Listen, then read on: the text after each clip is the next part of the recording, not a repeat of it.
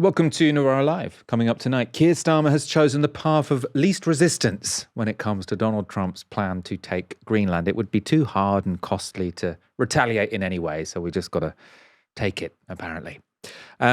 Trump's Board of Peace, the memberships have also been announced. It looks like it's looking to replace the UN. Also, 1GB News hosts backs Trump over Britain. And America's Nazi influencers aren't hiding it anymore. To discuss all of this, I'm joined by Ash Sarkar.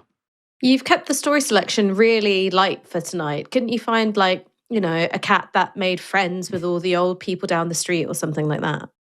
Yeah, I mean, the final story is kind of dumb, and the third story is kind of dumb. But they're not necessarily lighthearted, even though they're dumb. But I think only the first half is particularly heavy. Anyway, I'm sure you'll bring some levity, Ash, where it's warranted and appropriate.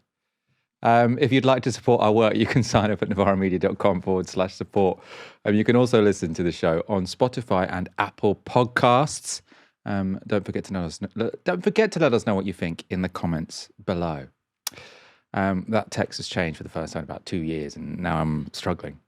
European leaders are still scrambling to find a response to Donald Trump's threat of tariffs, which he made in response to token efforts by European militaries to up their presence on Greenland. The UK, for example, sent only one soldier to a military exercise on the island last week. But that has turned out to be an expensive deployment. So Trump announced Europe's punishment on Truth Social, as you would expect. So he said Denmark, Norway, Sweden, France, Germany, the United Kingdom, the Netherlands and Finland have journeyed to Greenland for purposes unknown. These countries who are playing this very dangerous game have put a level of risk in play that is not tenable or sustainable. Starting on February the 1st, 2026, all of the above-mentioned countries will be charged a 10% tariff on any and all goods sent to the United States. On June the 1st, 2026, the tariff will be increased to 25%. This tariff will be due and payable until such time as a deal is reached for the complete and total purchase of Greenland. So 10%, then 25% tariffs until everyone's agreed that he can purchase and buy Greenland. Treasury Secretary Scott Bessent went on NBC on Sunday morning to attempt to justify the aggressive stance of his boss. President Trump strongly believes that we cannot outsource our security because, Kristen, let me tell you what will happen, and it might not be next year, might not be in 5 years, but down the road, this fight for the Arctic is real. We would keep our NATO our NATO guarantees, and if there were an attack on Greenland from Russia, from some other area, we would get dragged in. So better now, peace through strength, make it part of the United States, and there will not be a conflict because the United States right now, we are the hottest country in the world. We are the strongest country in the world. The Europeans project weakness. The U.S. projects strength. So that was an argument from the US about Greenland, which I don't think I'd heard before. So he's basically saying that because Denmark is a part of NATO, that means that Greenland is a part of NATO, and that means the United States would have to defend Greenland if it were attacked. And so they might as well own it anyway. If they own it, then Russia's going to be less likely to attack. If they don't own it, then Russia will attack it, and then they'll get drawn into a war. So that seems to be the logic. I mean, it's hardly reassuring. In principle, the US could make the same argument about any country in the alliance. Well, if you get attacked, we're going to have to defend you anyway, so we might as well just own you. For more insight, though, into Trump's thinking, we also learned today about a message sent by Donald Trump to the Norwegian Prime Minister over the weekend. So he said, "Dear Jonas, considering your country decided not to give me the Nobel Peace Prize for having stopped 8 wars plus, I no longer feel an obligation to think purely of peace, although it will always be predominant, but can now think about what is good and proper for the United States of America. Denmark cannot protect that land from Russia or China, and why do they have a right of ownership anyway? There are no written documents. It's only that a boat landed there hundreds of years ago. But we had boats landing there also. I have done more for NATO than any other person since its founding, and now NATO should do something for the United States. The world is not secure unless we have complete and total control of Greenland. Thank you, President DJT." So how have the Europeans responded? Well, on Sunday, EU ambassadors met to discuss activating what they think would be hard-hitting retaliatory measures, which could be worth 93 billion euros. So this here is a list of tariffs that were drawn up last year. So in the first round of Trump's trade threats, they would target imports like Boeing planes, American cars, bourbon whiskey, and soya beans. So the list was drawn up to include goods it's easy for Europeans to find alternatives for. So the idea is that it wouldn't hit consumers too much, and which would hit politically significant targets in the United States. So, for example, House Speaker Mike Johnson represents Louisiana, which is a soya bean growing state. So it's supposed to inflict maximum damage on the United States without inflicting self-harm on Europeans. European leaders are also discussing a more extreme option. Emmanuel Macron is urging the EU to use its trade bazooka. This is the EU's anti-coercion instrument, which was drawn up in 2023 as a response to hostile nations, or supposedly hostile nations, trying to exert economic pressure on the bloc. It has never been used up to now. The Financial Times writes this. They say, adopted in 2023 but never used, the anti-coercion instrument could restrict access for US big tech and other companies to the internal market and has been dubbed the bloc's trade bazooka, viewed as the most powerful tool in the EU arsenal. It could revoke intellectual property rights, put tariffs on Netflix or Hollywood films, stop US companies winning government procurement contracts, and even close financial markets to US banks. France is pushing for the ACI to be triggered, but other governments are wary, as such measures could harm the EU economy and its consumers, and there are few alternatives to US venture capital funds or cloud computing companies, for example. So kind of depressing. They're saying, we could put all of this on America, but actually we're completely reliant on their tech and completely reliant on their capital markets, so it would harm us more than it would harm them. So where does this all leave the UK? Well, the aggressive move by Trump could be especially awkward for Keir Starmer, who has previously spoken proudly of his close relationship with the US president, and which we're told was a relationship that earned us a trade deal with more favourable terms than the rest of Europe. Remember this. Okay, thank you very much. We all know the great Prime Minister of the UK, and we just signed a document. This is, sorry about that. This is it. A very important document. Little windy out here. Give me that. We just signed it, and it's done. So that document has turned out to be less important than Keir Starmer might have hoped. It's, of course, essentially being ripped up. We were promised 10% tariffs on trade, and now we're getting an extra 10 and potentially an extra 25. Keir Starmer today hosted a press conference to prove that despite sucking up to Trump in the past, he's now willing to at least publicly rebuke him. Alliances endure because they're built on respect and partnership, not pressure. That is why I said the use of tariffs against allies is completely wrong. It is not the right way to resolve differences within an alliance. Starmer always sounds like he's talking to a toddler. Like, it's wrong. It wasn't right. It was wrong. That was Starmer condemning Trump's threats. It's supposed to sort of demonstrate strength, moral clarity. He can tell us that sanctioning your friend is wrong. In the same speech, though, he went on to rule out using retaliatory tariffs in response. So we're going to condemn it, but we're not really going to do anything to respond. That prompted this question from ITV's Robert Peston. Prime Minister, your entire approach is predicated on the idea that Donald Trump is amenable to reason and respects the rule of law, but it's patently clear that neither of those assumptions are true. So when will you consider some kind of economic retaliation through tariffs?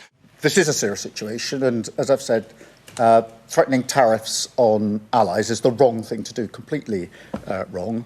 And a trade war is not in our interests, and therefore my first task is to ensure we don't get to that place, which is what I'm focused on at the moment and will continue to focus on.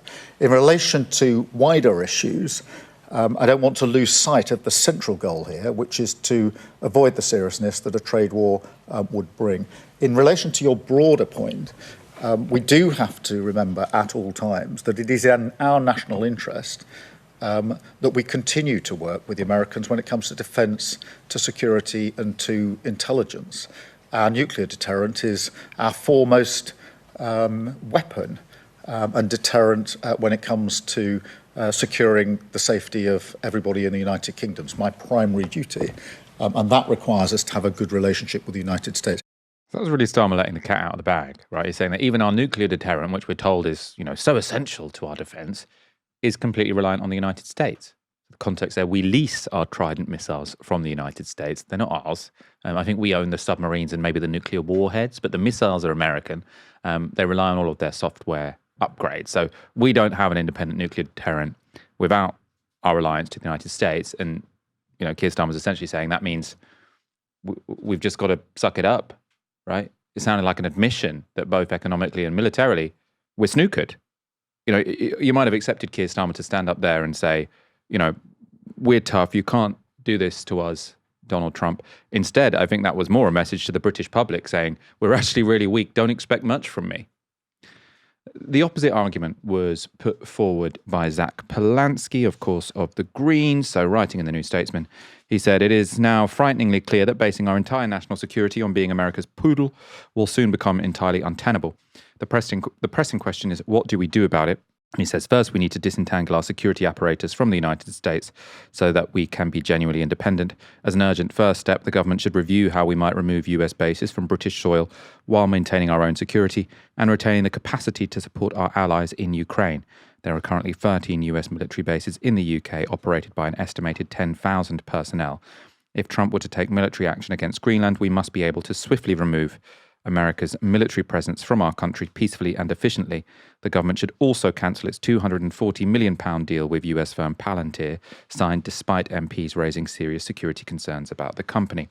Second, we need to ditch Trident and fast. Even supporters of nuclear weapons recognise the risk of maintaining a system that relies on the United States. Billions have already been spent on Trident renewal, but we must not fall prey to the sunk cost fallacy. The government should immediately pause the renewal and bring a full debate to Parliament on whether we wish to spend billions of pounds on a weapon system that cannot operate without US support. I think that argument much stronger now that the American president is threatening sanctions at the United Kingdom. It is really difficult to defend Trident now if we don't have the United States as this unconditional ally, because we're spending billions and billions of pounds on a weapon system which we can't use unless whoever the Americans elect president agrees. And, now it's Donald Trump. Who's it going to be next? We've got no idea. Another argument for strategic independence was made by the writer Jonny in Unheard. So he argues Britain should consider counter tariffs against the United States and create closer ties with China. I spoke to Jonny earlier today and asked why he's not convinced about Keir Starmer's argument that reliance on the US is inevitable. Aren't we meant to be doing secureonomics? This Labour government came to power promising sort of national renewal based on sort of domestic supply chains, reindustrialisation, investing in domestic industries. But then suddenly, it's like, we can't do this because the Americans are going to, there's going to be capital flight, this kind of thing. Well, we need to be thinking about fostering our own domestic production lines for these essential things. Why do we have to import our military equipment from US arms manufacturers? To me, the trend in world economics now is towards what's called resilience and friendshoring and reshoring and onshoring production of these essential goods. And it seems to me that Starmer came to power, or Reeves made a huge song and dance about doing this kind of sort of going along with the grain, I suppose, the trend in economics, secureonomics, he called it. But since they come to power, it seems to have gone out the window. Does Donald Trump threatening Europe, I suppose threatening us, and we don't have access to this bazooka, I suppose, because we're not part of the European Union, but does this strengthen the argument to rejoin the EU? If Starmer were being really realist, you need allies. So if we can't rely on the Americans anymore, should we throw our lot back in with the European Union and try and sort of build a more strengthened collective that can be an independent pole in global affairs? Way back in 2016, I was a Lexiteer, and I haven't really changed my mind, although I don't think the benefits of Brexit have been properly realised.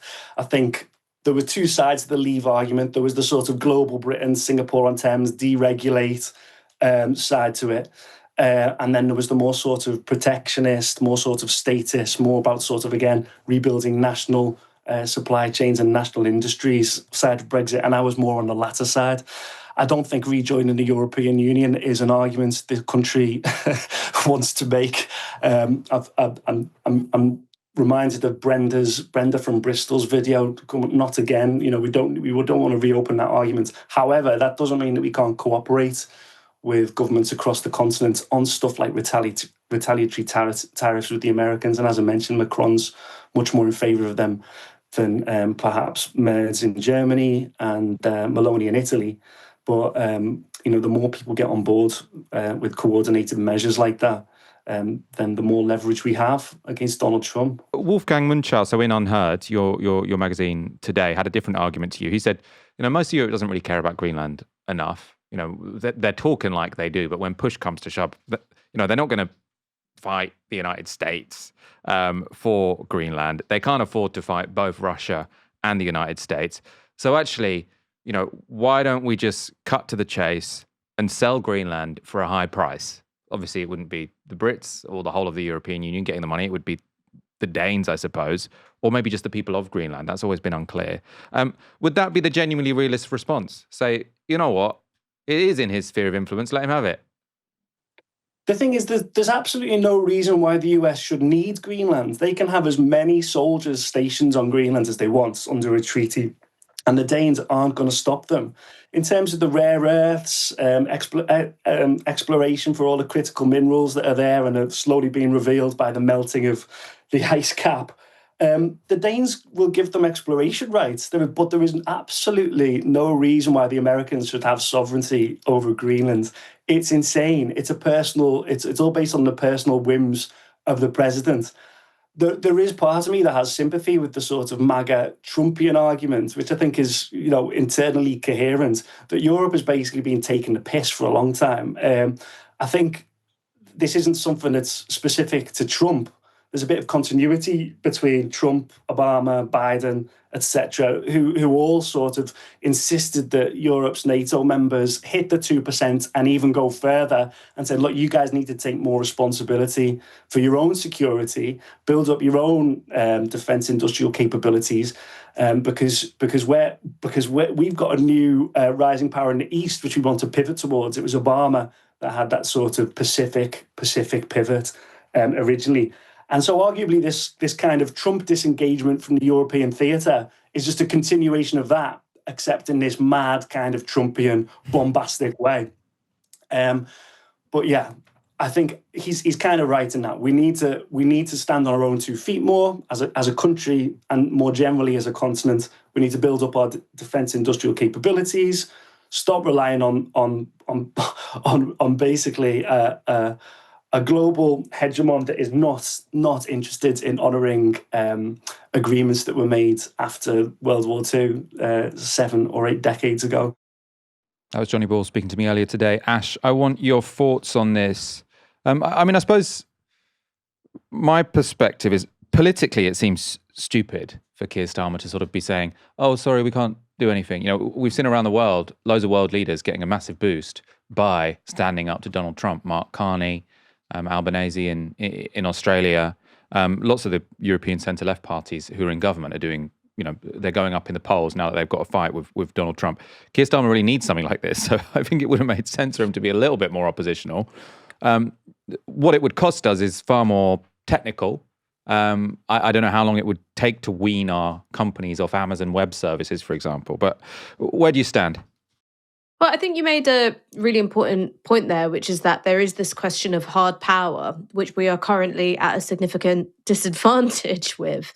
I think that there are sort of 2 ways in which you can think of dealing with Donald Trump so far. One is trying to sort of game his individual psychology, which I think Keir Starmer did relatively well in 2025. So we were sort of excluded from some of the more punitive tariffs.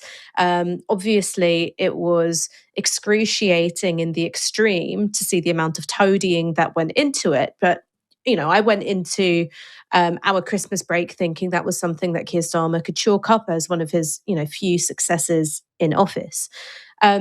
But the thing about Donald Trump's psychology is that quite clearly it is not a reliable beast, right? He's an intensely volatile and fickle man. So without having cultivated some kind of hard power or some kind of leverage, that approach of trying to deal with the sort of like idiosyncratic whims of Trump, that's clearly run out of road. So then we get to this issue of hard power and going, okay, so what kind of leverage does the UK have?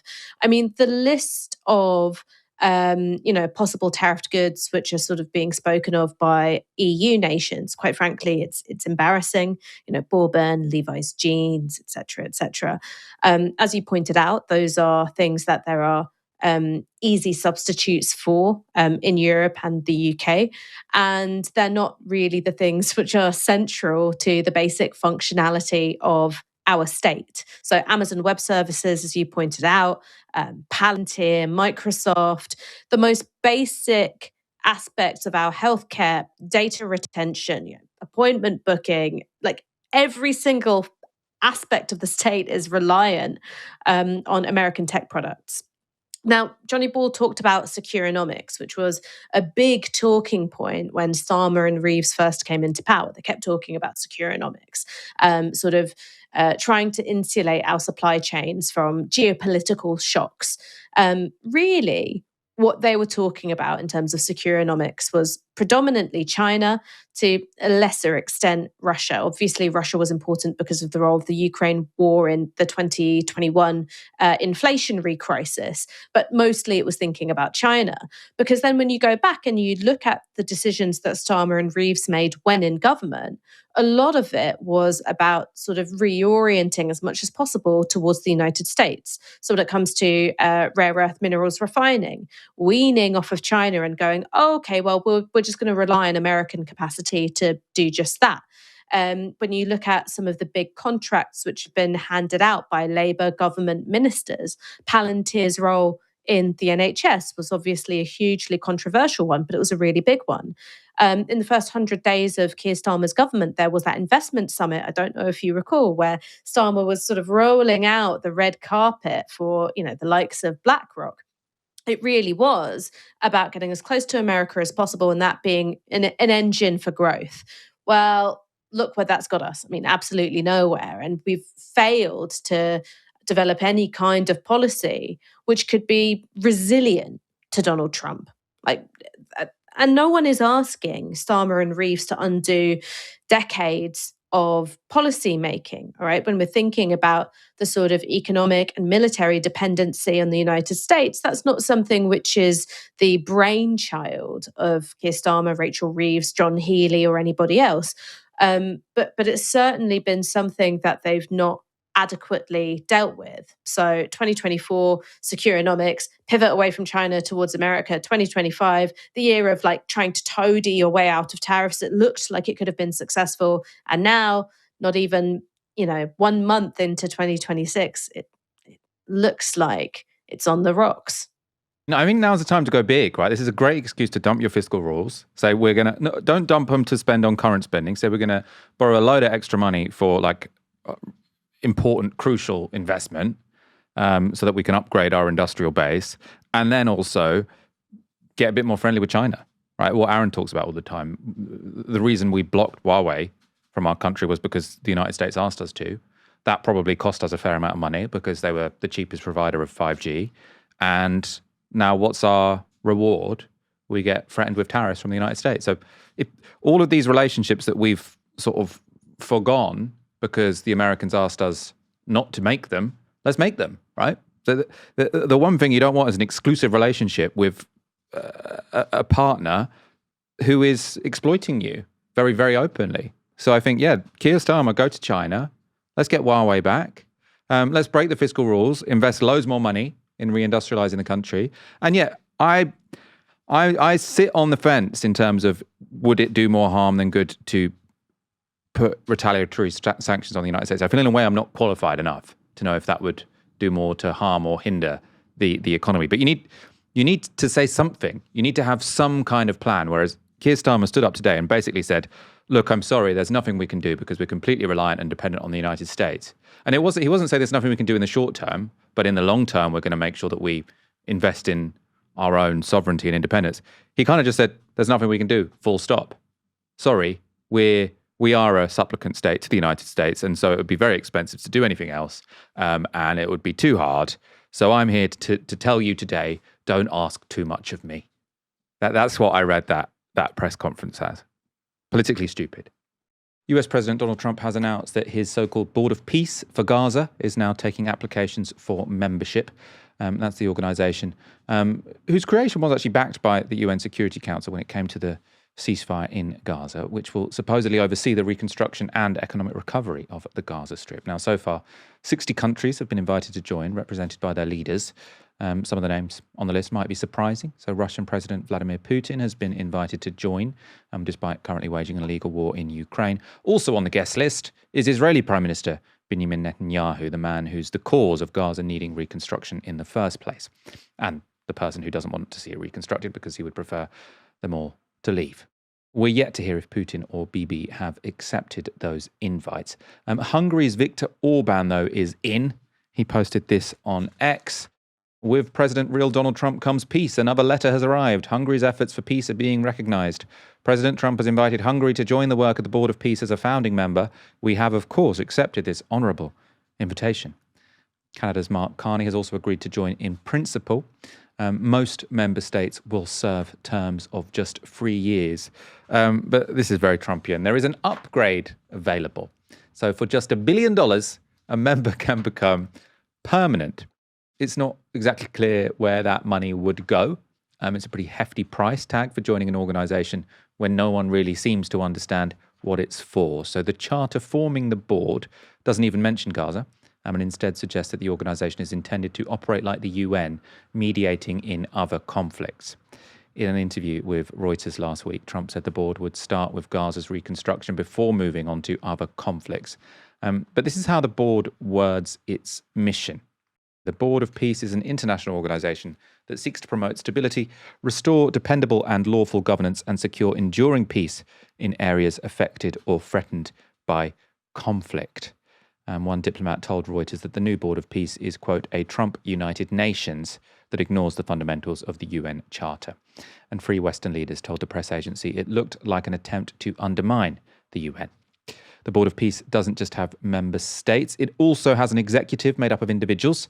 Trump, as you would imagine, is its president. He announced that last year.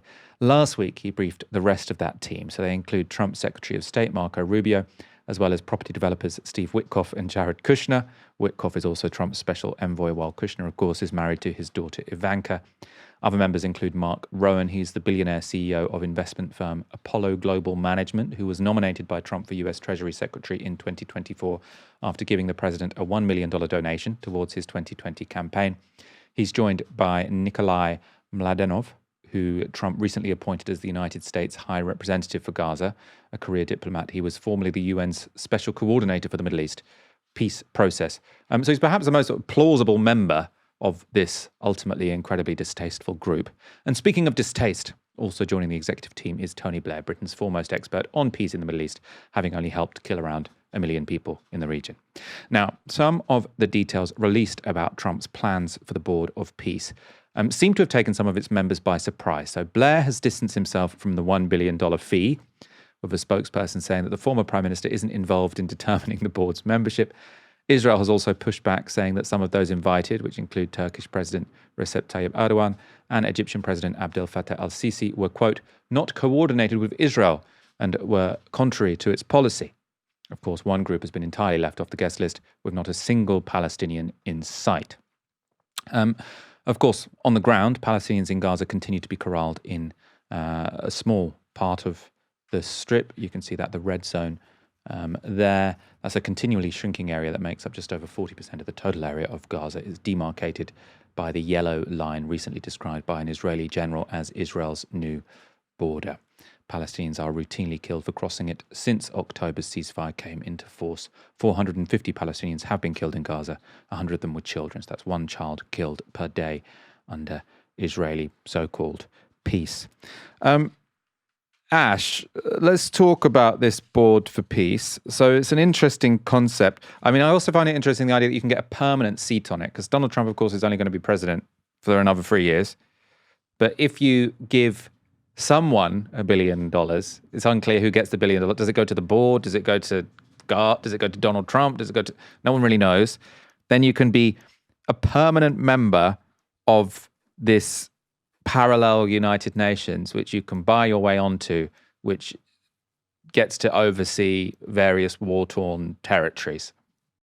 Okay, so here's what it's really about. It may surprise viewers to learn it's not actually about peace. It's certainly not about geopolitical stability. I think the fact that you have so many people who've made their money in essentially real estate, property development, and a particularly aggressive approach to property and to real estate, that tells you everything you kind of need to know. So if you buy your way onto this board, I think the idea is, and you start, positioning yourself as a peace board, so sort of brokering ends to conflict, where presumably it'll be the weaker party who's asking for the intervention of these, powerful nations, that the quid pro quo is sweetheart deals on land, minerals, fossil fuels, property development, opening up markets, etc., etc. So I think you should view this as a kind of real estate gangsterism. So combining the sort of military and geopolitical heft of these countries with what I would imagine to be deeply personal, oligarchic, economic interests, and it's almost like the boundaries between one's personal enrichment and being a head of government or being a head of state are completely dissolved, I think, in this view of the world. You're there so that you personally can get something out of it, or your friends can, in particular industries and particular corporations.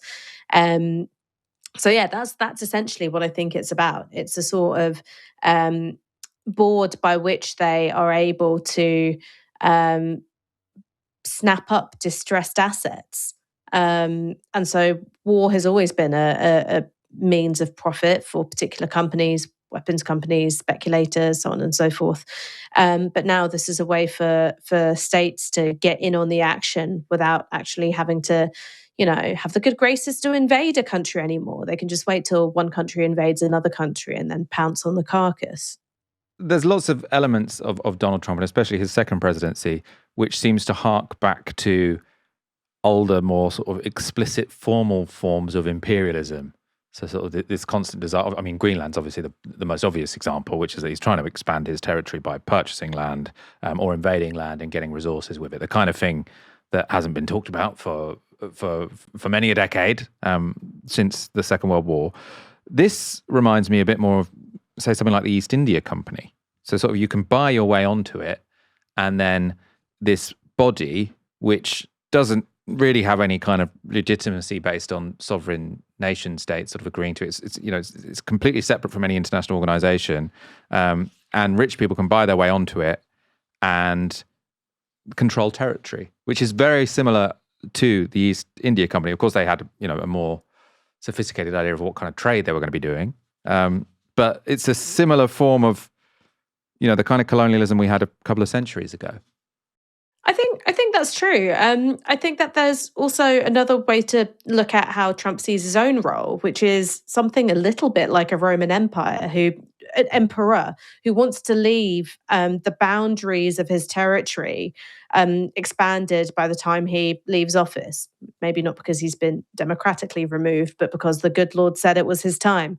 And so I think that, when you look at, say, Trump and Kushner, for instance, there are shades of like an imperial family. So yeah, I think that there are much older forms of imperialism which are embodied by the Trump doctrine. This board resembling the East India Company is one of them. But then I also think that sort of centrality of an imperial family, the role of personal enrichment in statecraft as well, and also his attitude towards territorial expansion. I mean, that's even older than the East India Company, I would argue. I mean, I suppose the Romans did that, didn't they? The Mongols, the idea of expanding territory, much older than the East India Company. That's probably as old as soon after the agricultural revolution, people started building empires, didn't they? The GB in GB News stands for Great Britain, allegedly. But you'd be forgiven for having some doubts after this monologue from host Ben Leo. It came just hours after Donald Trump threatened to slap a 10% tariff on British exports to the United States, rising to a whopping 25% in a few months' time. This was Ben Leo's angle on that threat of massive economic damage to the UK economy. This deal, this tariff, is a massive slapdown for the globalists from President Trump just 24 hours, and I don't think it's a coincidence, 24 hours after Mark Carney, the Canadian Prime Minister, probably the biggest globalist in the world, the former Bank of England governor, who went to China, cozied up to President Xi and hailed China as a more reliable partner than the United States. And also, by the way, muttering absolute nonsense about a new world order with Canada and China leading the way. So you've got the new world order stuff, you've got Mark Carney cozying up to the commies in China. Commies are going to commie, eh? And then 24 hours later, President Trump says, do you know what? I'm not having this. You've got the liabilities in Europe sending 1 or 2 troops to Greenland for reasons, as he describes, unknown. You've got Mark Carney going to China to cozy up to the commies there. I'm going to slap you guys with a 10% tariff.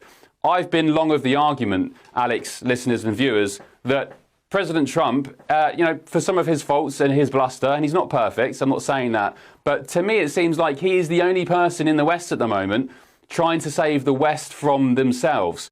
So GB News, right? The whole point is it's supposed to be patriotic news, standing up for real Britons, right? And we always hear as well that they're really in favour of democracy. Like the argument for Brexit was to say we shouldn't have outside forces intervening in our politics. It should be the will of the electorate that gets its way. Now we've got a democratically elected Prime Minister, Keir Starmer, and actually the leader of the opposition as well is taking a similar position on this, as is Nigel Farage, actually. They're all speaking out against these tariffs.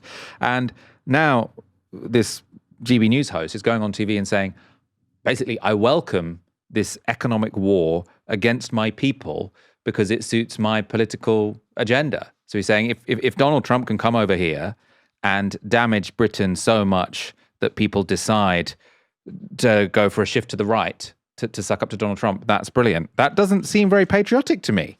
That seems opportunistic. And it seems, I don't normally say this word on the show, but traitorous. It seems kind of like something a traitor would say. You saw Leo there parroting Trump, where he talked about European liabilities, sending troops to Greenland for, quote, reasons unknown. Of course, it's not really unknown. The reasons are well known, especially to Donald Trump. So he's repeatedly complained that the island is protected by, quote, 2 dog sleds, claiming that he needs the territory because NATO isn't doing enough to protect it. Now, according to the Danish Ministry of Defence, the troop movements there were an attempt to rectify that, to show that the Europeans can defend Greenland. The ministry posted this announcement last Wednesday. So this is the Danish Ministry of Defence. From today, there will be an expanded military presence in and around Greenland in close cooperation with NATO allies. The purpose is to train the ability to operate under the unique Arctic conditions and to strengthen the alliance's footprint in the Arctic, benefiting both European and transatlantic security. So I suppose actually what the Danes thought they were doing is both showing that, there are European forces there who the subtle messages could defend it from the United States, but they're also saying, we're actually doing what you asked from us, Donald Trump, because you wanted us to defend Greenland, and so now we're sending over troops. Obviously, Donald Trump's response is to slap these tariffs on European countries, including ourselves, which Ben Leo, as you saw, very much welcomes. Let's see the rest of his take. You've got the West generally not taking notice of warnings from the United States. There was a flurry of diplomatic cables which went out to European embassies, including the UK, some weeks ago about the future of Western civilization, warning that it could be under threat if European nations don't sort themselves out. Well, this is just the latest chapter of that. President Trump taking steps to not only secure America's future, but indeed at the same time the West as well. And at the moment, it only seems to be the Trump administration which understands what they're trying to do. Europe, yet some people in Britain even not catching up to what's going on here. Europe not catching up. So we are not quickly enough realizing that there is this external actor who is trying to bully us into changing our stance, even though we've all got democratically elected leaders. That's not good enough. What we need is an outsider to impose economic pain in order to coerce us into having politics closer to Ben Leo's. As I say, somewhat traitorous. It's also not clear that Ben Leo has caught the public mood. These were the scenes as US singer Vanessa Williams sang the Star-Spangled Banner at an NBA game in London last night.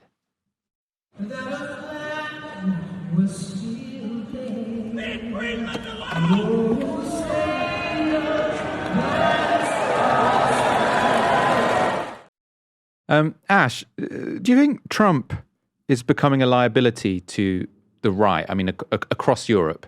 Because if you identify your politics with a guy who is now very openly attacking your own country, it doesn't look good. I mean, Michael, the first thing I'd say is that I think that you were really unfair on Ben Leo, the presenter for GB News there, because I think he's one of the country's most talented broadcasters, because who else would be able to deliver a monologue to camera, speaking so eloquently and clearly whilst having their tongue lodged in Donald Trump's instep? Really, really impressive work. I mean, as for whether or not this is a crisis or a liability for the European right, they've got a decision to make. Will they continue to outsource their political imagination, worldview, and talking points to right-wing American podcasters? Or will they uphold some pretty core tenets of their own political philosophy, for instance, national sovereignty? Now, I actually think that the talking points part might win out. And the reason why is this.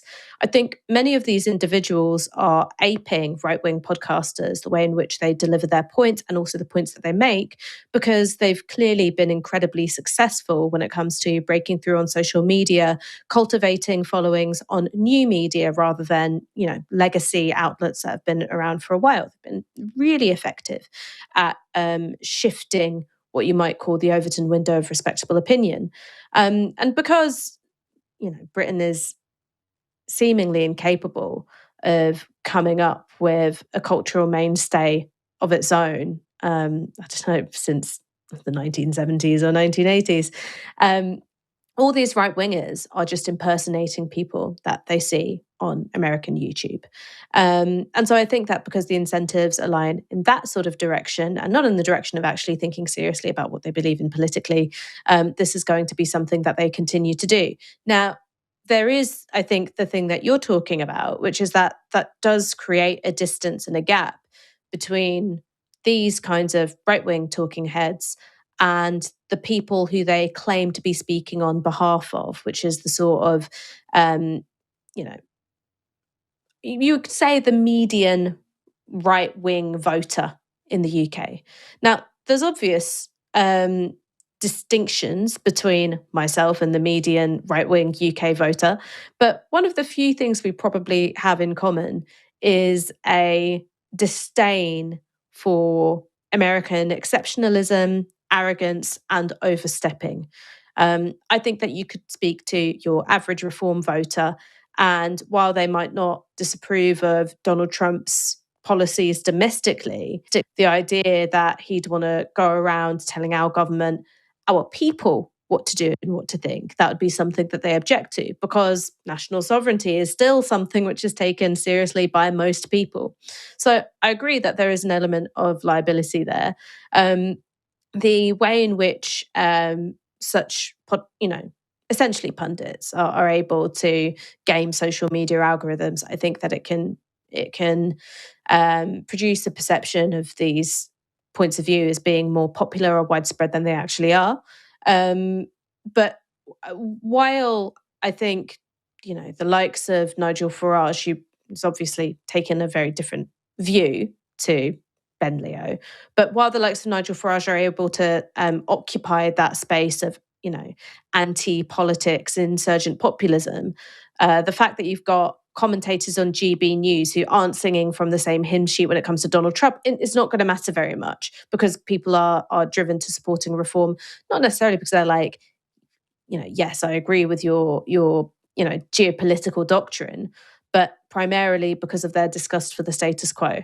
So bit of a liability, but I don't think enough to actually change the electoral game, not at this stage.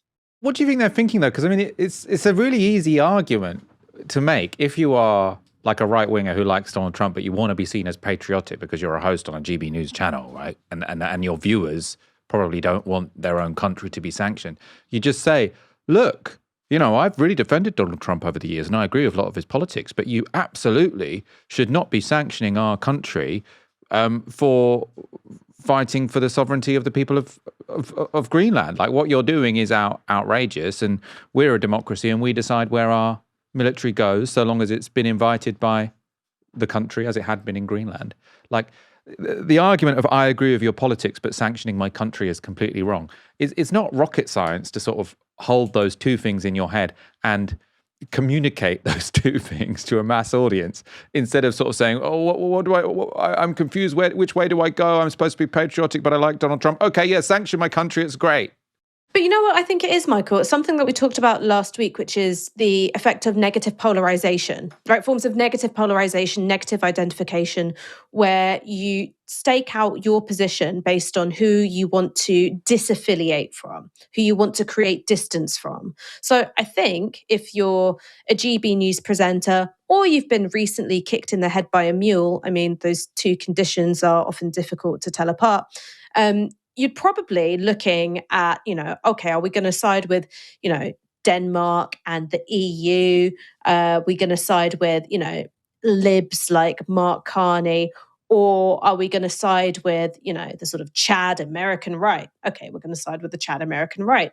I think that it is a way of thinking which is inherently unpatriotic, because you're outsourcing your worldview essentially to foreign powers who you think of as being more in the political ascendancy than what you've got going on in your own country. And this outsourcing of the political imagination, it's also why you end up with this, frankly laughable attempt to smear London as a sort of, murder-riven hellhole, and denying the evidence in front of their very eyes about the actually existing crime and hospital admission statistics.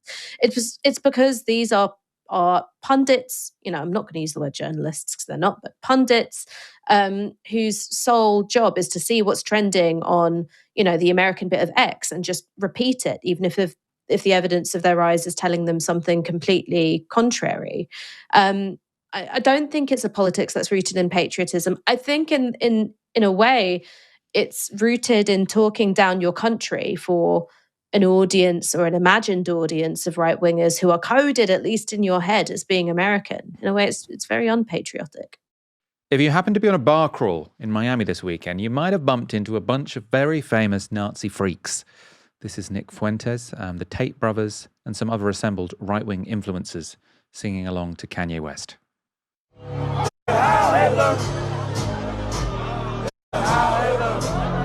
don't understand the things I say on Twitter. Now, that clip has now been viewed millions of times on Twitter. That was actually the second time they'd sung along to the song that night. So this is a screenshot of Myron Gaines from the Fresh and Fit podcast earlier in the stream. You can see him there throwing up a Nazi salute in the limo on the way to the club. Now, there's an argument, of course, we'll get this out of the way, that these Hitler-hiling edgelords should just be ignored. We shouldn't be covering them. They are, though, really quite famous. So the guy you saw in the middle of the video was called Clavicular. He is a so-called Lux Maxer who started taking testosterone when he was 14. He has over 700,000 followers on TikTok. Sneeko is a YouTuber with over 1.3 million followers on YouTube. He got famous for videos doing street interviews where he paid white people money to say racial slurs. Nick Fuentes is the white supremacist streamer whose videos on Rumble often get upwards of 1 million views. He's always going viral on Twitter as well. And you've probably already heard about Andrew Tate. So he's the violently misogynist influencer who teaches young men they should own women. He's also under investigation for rape and trafficking in multiple jurisdictions. The Trump administration helped him and his brother secure the lifting of a travel ban imposed by Romania. Ash, should we care about these idiots singing Heil Hitler in a nightclub in Miami? I've got to say, Michael, that clip was one of the saddest things I've ever seen in my life. Like, you just had these desperate, thirsty men who would literally do anything for attention in a club where nobody is dancing, surrounded by completely disinterested girls, trying to look like they're having the absolute time of their lives, but somehow it's unable to really reach their eyes. Like, you can sort of see the cry for help that's just like screaming behind the irises. Um, Obviously these are people who promote and spread poisonous messages and ideologies. But I think the real reason why they do it, I mean, there are greater and lesser degrees of actual ideological commitment amongst that group of individuals, but all of them are brought there because they're so thirsty for attention. They would literally do anything for likes and follows. I mean, it's kind of pathetic. And, you talked about that individual, Clavicula, who's being held up by Nick Fuentes, but as everything that a Western man is supposed to be. He literally smashed like his own facial bones in because he thought it would make him better looking. He's taken so much testosterone for so many years that he has rendered himself infertile because his body can't naturally produce testosterone. So it's this collection of attention-hungry men, at least one of whom is shooting blanks, and they're trying to be, the Ubermensch. They're supposed to be what we were all afraid of. That's supposed to be the pinnacle of Western masculinity. Like I'm just sad for them. Like, I'm genuinely really sad for them. So the looks maxing thing is, so it came from incel culture, right? And so it's to say if you are a kind of dweeby man that women don't want to sleep with, then you need to take agency and take extreme measures to make yourself attractive. So for this guy, I'm on his TikTok now, you can see his sort of before and after. For this guy, he was a bit weedy and he didn't have great cheekbones. So then he injects himself with testosterone from age 14. And as you said, he sort of breaks his facial features so that they can sort of get bigger or sort of more angular. What's going on here? Because I mean, we talk about how many people follow these. How many people do you think are following these people like out of irony, or how many people are following them because they actually think what they're saying is like legit? I think there's a spectrum, right? Some people are drawn in because it's a form of spectacle.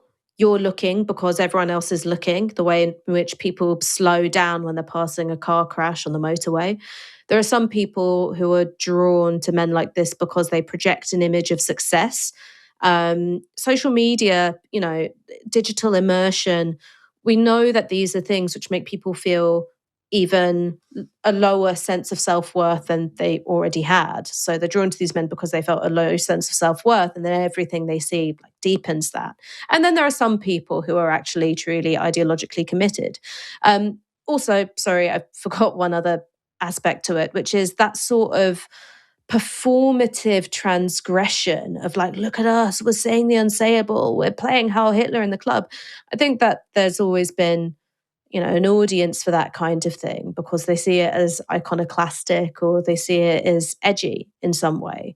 But again, it is, I think it's really sad that people feel so undesirable and so unlovable that they would take instructions of any kind from the most loveless motherfuckers on the planet. I mean, you look at, in particular, like the disinterest of the women around them. I mean, these are guys who are supposed to be like fending them off with barge poles. And those girls are only there, at best, because they want to be in the videos themselves. They want to accrue a following for themselves. At worst, maybe because they've been paid to be there. And I'm not exaggerating about that. I mean, that's not something which I have any particular evidence for the girls in those videos. But there have been multiple sex workers who've come out and said, oh, yeah, you know, all those images that you see of those, like, you know, pickup artists and, you know, incel influencers of, you know, girls surrounding them on a yacht. You know, I was one of those girls. I was paid to be there. There is such a deep loneliness in that image of success, which I just think, like, it makes me feel really bummed out. I mean, maybe it's just the, you know, point in my hormonal cycle that I'm at, Michael, but that stuff makes me want to cry. I suppose the final thing I want to talk about, you know, it's not going to cheer you up, this one, is, I suppose what worries me about this is at the moment, you do have a lot of sort of organized political movements talking about things like remigration in Europe, in America as well.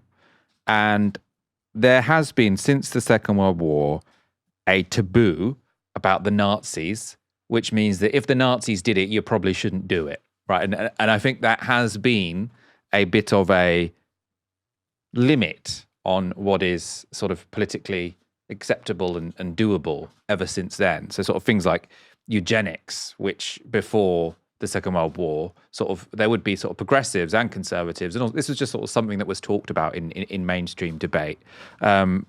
Things like racial science, things like remigration and sort of trying to have some form of racial purity.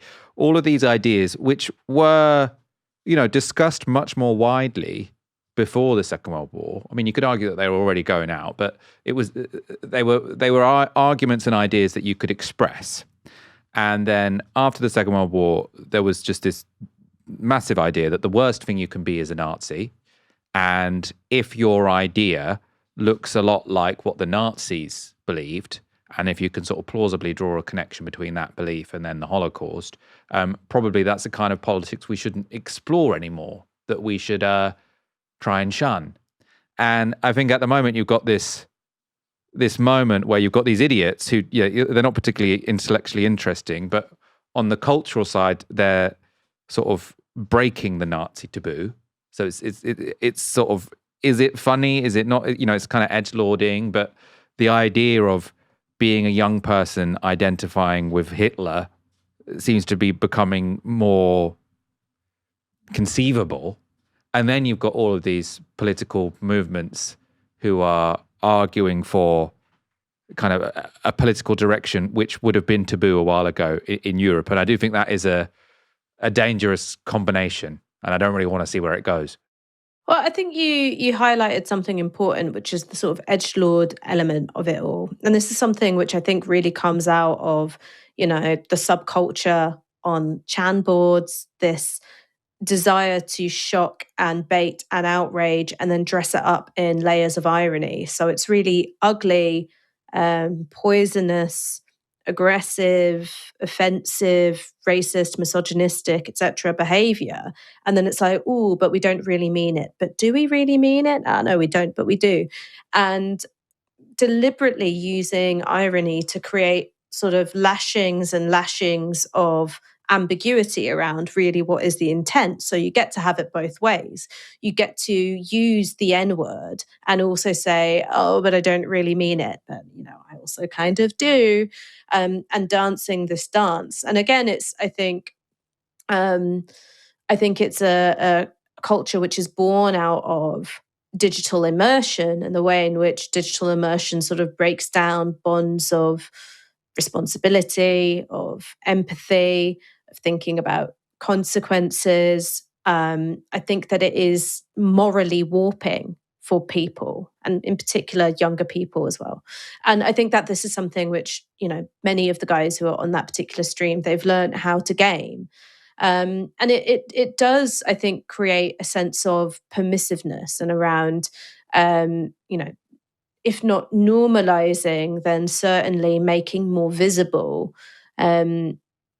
Nazi vernacular, Nazi imagery in a way which has political meaning and it has political consequences. But again, I don't think that you get any of that stuff, not really, without that sort of hyper isolated, hyper atomized digital culture. Because, of course, since World War II, there have been all sorts of neo-Nazi organizations. And they've been relatively small, right? One, because of the nature of policing and stuff like that. And two, because, who wants to hang out with a bunch of neo-Nazis? But, the memification of Nazis online has done a different kind of thing because it's a relatively low cost of entry. You don't have to go and sit in a real room full of people, and you can sort of be led by your own desire for transgressiveness deeper and deeper into a rabbit hole without ever having to, leave your mum's spare room. So I think it's a culture which is built on loneliness and is powered by loneliness and thrives on loneliness. That's not to say, I saw some people in the comments saying that I had empathy for these people. No, I feel sad when I see sad things. Like, if you see like a badger that's been run over, like you feel sad. Like, doesn't necessarily mean I want to like talk to the badger or become friends with the badger. It's a sadness that comes from recognizing that there are structures and systems that have created and emboldened this culture. I can't believe you don't feel empathy for badgers that have been run over, Ash. I'm disappointed in you, but we'll wrap up there. What I mean is I don't want to become friends with the dead badger. They were just trying to cross the road and they've been hit by a truck, and you're there. It's been hit by a truck. I'm not having any emotion. No, I'm saying I feel sad. I feel sad, but I don't want to make friends with the badger. I don't want to make friends with the badger. Yeah, I don't want to make friends with the badger. You're right. Screw the badger. Thank you everyone for tuning in. Come back tomorrow for another live stream at 6 p.m. You've been watching Novara Media. Good night.